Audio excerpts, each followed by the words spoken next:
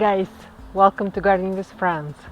I'm sure many of you have beautiful Hydrangea Macrophylla in your gardens, and many of you are wondering when is the best time to prune it and how to prune it. And today Wookie is keeping an eye on us.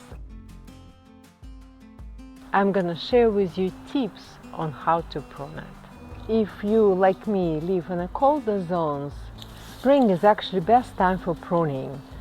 After hydrangeas start to leaf out, and you can see what canes have viable buds and how many of them survived winter. Many of hydrangeas you have likely bloom on old wood. Flowering buds on those hydrangeas are actually formed previous year, shortly after they done blooming. So after hydrangeas started to leaf out in early spring, frost can really kill flowering buds and affect the blooming. This year I got lucky.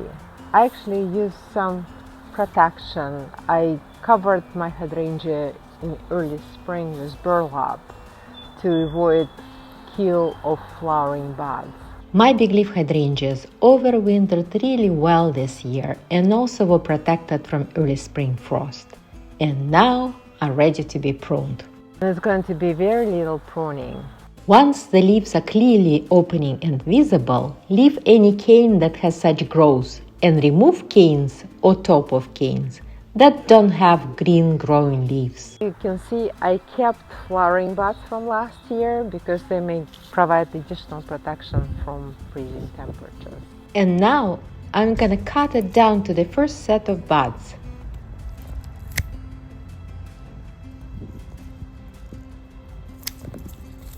And here, that's a nice spot also to see.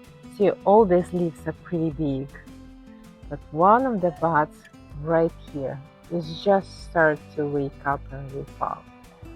And you can see that this pair is already dead, and extra waiting is not gonna do much. So I'm just gonna go in and snap and right about this one. This is happening here as well. Some of the buds just waking up, so of course I'm gonna keep them, and I'm gonna snip off this flower from last year, just like that, and maybe snip right here and see what happens with these two upper buds.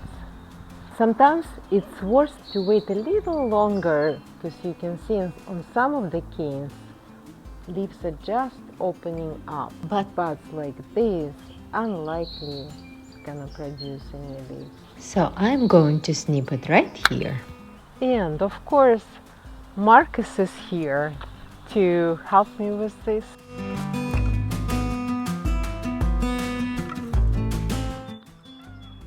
On canes like that, I'm just gonna go in all the way up to the viable buds and snip it.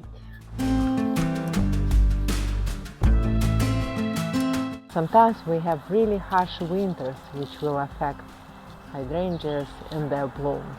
If your hydrangeas were severely damaged in the winter and stems are completely woody and no new leaves are developing, they can be pruned down to the new growth. Unfortunately, it means you won't have flowers if your hydrangea blooms on old wood. Off we go!